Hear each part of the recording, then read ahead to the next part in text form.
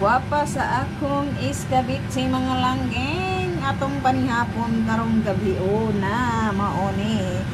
Hala, comment dayon sa gustong mukaon ari diri sa amoa kay naidaghan. Ako rin mukaon na ni mga langgeng kay si Megmeg, di man mukaon sig isda pero dili ani nga resipiha, no?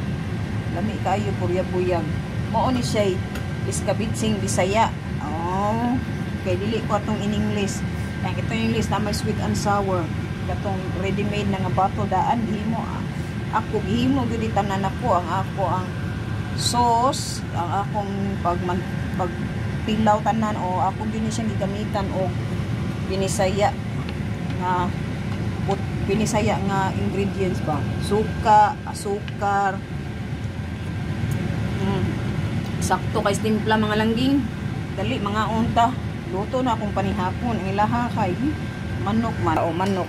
O mga na meron taon-taon. Maghimo na lang ko o gravy.